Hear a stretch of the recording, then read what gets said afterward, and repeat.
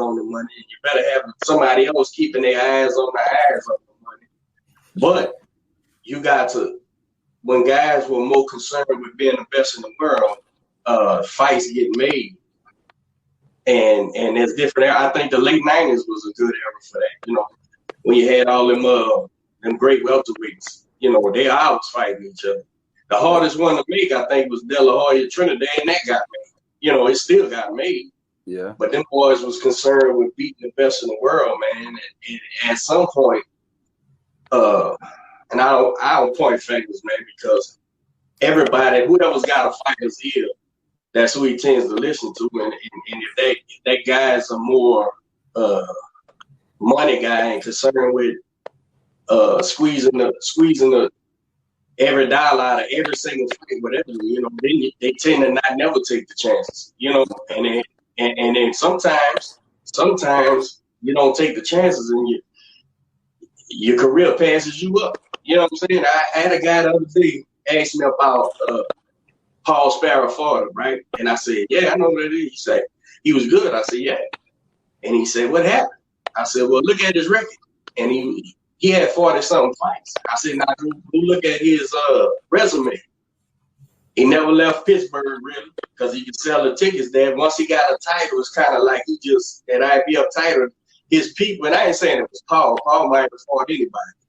But somebody said we got to hold this title, you know what I'm saying, keep it right here in Pittsburgh. Yeah. So the fights with Floyd, the fights with all those guys never did get made. And what happened with him in his career happened. And now you look back and he try to make a comeback after a jail sentence, gets beat by nobody. That's because you left your prime in Pittsburgh. You see what I'm saying? Where you could have been, you know, I was a fan, so, you know, I thought the guy was a great boxer, so who knows? But it ain't the shit on Paul Spadafore. I'm just saying, a lot of guys, when whoever's navigating that career, man, you got to have some kind of legacy in there. You got to have some kind of say, hey, we need to fight these guys. You know, we need to fight these guys. And you're always going to have guys who's two fighters that will fight anybody, just point them out, let's go. And sometimes we need to protect y'all from y'all. You know what I'm saying? Like, hey, let's not do this one yet. Let's build this one and do that. But it's so many fucking ways, bro. But you don't want to at the end of this thing. Yeah. What's your camp telling you? How when you guys have your meetings with your managers and everyone, what's the game plan moving forward? How you guys gonna tackle everything that's going on? They're looking for us to come back before the end of the year for sure. Hopefully like next month or something. So we just working right now, working on everything in the background. What would you like to see happen when you're in there? What are you pushing to make happen? You just want to fight. Honestly, I don't see no other than the people that has belts like Lomachenko and Teofimo. I don't see anybody else taking no chances like that. I don't see it. And that goes back to what we was talking about just a second ago. The money. People gonna put I think they looked at certain people's careers coming up and it kind of took control of the greatness of having a title or fighting the best and stuff like that. They want to just see themselves get a whole lot of money that they think they're gonna get. You know, the watching the Floyds and seeing how he rake it up. And they think it's just that simple, like they just come in the game like that. So, you know, I think it's interesting, man. That's the reason why they're not taking fights in my eyes. They looking for the biggest check they can get for each fight, and it starts to not make no sense because you'll go from fighting a guy like me, you know, that'll give you some recognition behind it. And you offer me this, and then you like, all right, that's too tough of a test for this fight, and then you go give the next person the same thing. You know, it just don't make no sense to me on the situation. But that that's the game. You're young as fuck, man. You're only 26, huh? Yeah. Yeah, but you turned pro back in 2012, man. So you've been doing this for a minute. What you've seen a lot of changes. I'm sure you've seen a lot of changes in the game. But when was it for you that you said, man, shit being done different? Because, Coach, won't you say from 2012 to 2020, a lot has changed? Or is it the same shit? I would say a lot has changed. I would say the social. Oh, okay. You're talking Coach. My fault. No. I was asking you, Shot. I was asking you. I would say social media. Shit. Social media wasn't as big, not even close then. Now it's like you can't get no recognition unless you got a certain amount of social media followers and stuff like that. Yeah. It's definitely different. Your fighting had to talk for itself back then. Now your social media talk for you. I mean, that's true. Like you got guys like Ryan Garcia who, because of his social media presence, got the opportunities that he got. Not saying that he wouldn't have otherwise, but I think social media definitely opened it up for him to at least fast track versus putting in the work over the years. Definitely, yeah. When did you say? With it? Yeah. I think as far as the marketing and branding, he's done a good job. So what's your attitude towards social media? And do you use it more as a tool? And do you feel like, okay, well, I could use this for my advantage? Or are you more of a, I want to put in, I like the old school way of doing things? I think you're in a unique spot where you're so young, 26 years old, but yet you have 8 years of experience. That's. Yeah.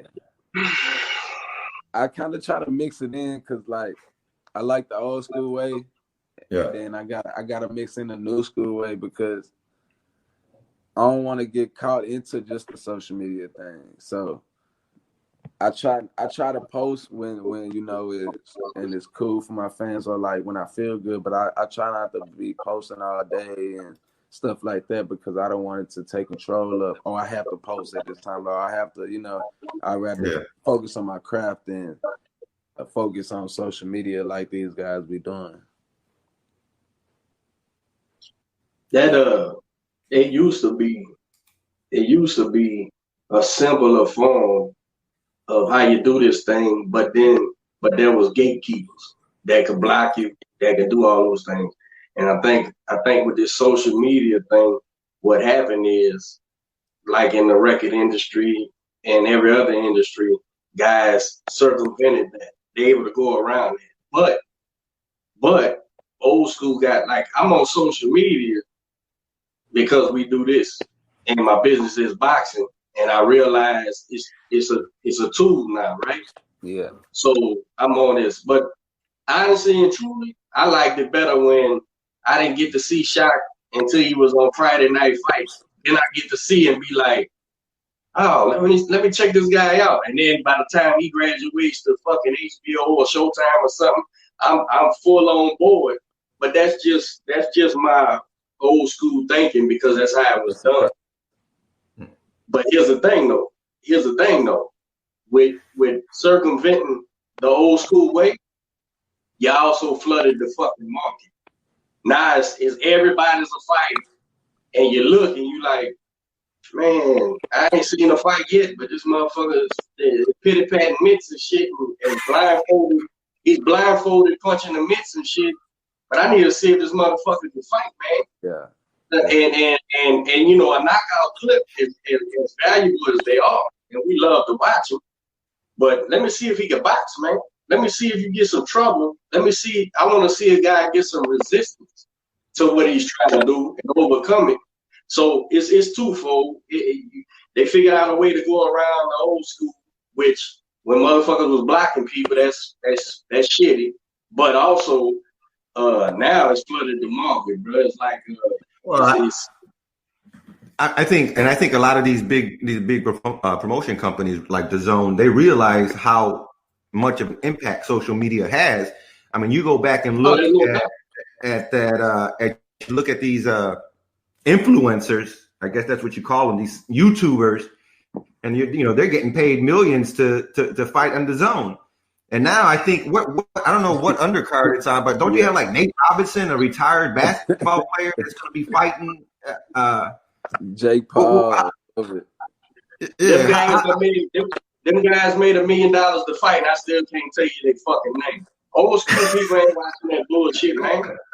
So that's what. But it's bringing new fans though. No, it's bringing the zone. It's bringing the zone money, and they don't have to build fighters because they're selling gimmicks. That's all that shit is. Now look, I'm not against it. I'm a capitalist. If you ain't talking motherfucker giving you $1 million, do it. But my thing is this. That's what I'm saying. See what happens when you flood the market? Yeah. Guys who hasn't fought since they was 8 years old, like Shaq Foster, ain't getting $1 million because this YouTube kid who can't ball his fish right is getting it. So just because, now here's what I'm saying. I'm speaking from strictly boxing. Yeah. Just because there's a market value, bro. Just because you can sell shit, it's still shit. You selling shit. That's all you. Yeah. So because a guy has a social media fucking presence and got a million hits and shit, don't mean he's a fucking fighter, bro. Don't mean he's supposed to fight somebody, but it's market value. So you need to look at YouTube, the zone or whoever's doing that. Go like, is these motherfuckers really in the boxing business, or they really in the selling clicks and selling subscriptions? Because this guy can't fight. This guy is headlining something with guys who done spent all their life fighting. On the undercard. That was ridiculous. It ain't about him. Who was it that was on the undercard? Was it Caleb? Who was it that was on the undercard of that show? They had Devin Haney on there, huh? Devin Haney, yeah, on that undercard. Devin Haney, and there was someone else right after Devin Haney. It was it Caleb or Smith? Whoever it was. I thought it was borderline disrespectful to be on the undercard of those two fucking YouTubers. But you know, yeah, man, I'm a 70s baby, bro. I am hip hop. Man, look, if a motherfucker gets 1 million hits, they make a snitch a stump. So listen, man, that's the saying. It's watered down, bro. It's watered down. And so you run people like me away but clearly I'm not your demographic. You don't care. I'm never gonna buy a snitch record, and I'm never gonna buy a YouTube boxer. I ain't their demographic. They don't want to sell that shit to me.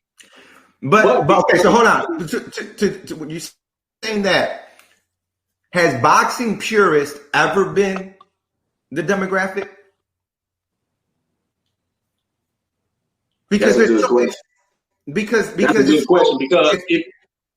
very tight, small percentage of people that understand boxing, the art of boxing. But we've always did this though. In order to sell it and get it on TV, they've always invested in guys. Mm-hmm. They've always tried to make a fighter a star and sell him as the commodity. The difference is he had to be able to fight. Yeah. He had to be able to win. True. Yeah. That's the bullshit there. The whole YouTube shit is ridiculous all the way around, whether you're a purist or not.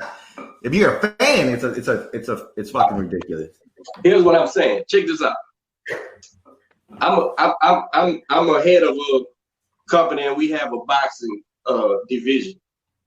I'm looking at Shaq Foster and going, this kid can fight. Let's invest in this kid. Let's push him. I'm saying those guys are making the decision today to say, here's Shaq Foster out. But this white boy with the frosted tips, he got 1 million people. And 1 million people on his fucking Instagram. We'll get to Shaq Foster later. Let's push him. And that's bullshit, bro. That's bullshit when it comes to the sport of boxing. Yeah. And it shows me they not in the sport of boxing. They in the business of selling personalities. That's what they doing, bro. And my thing is, do that. Just match them up with some real fighters so we can take the trash out and get them out the fucking pit, man. because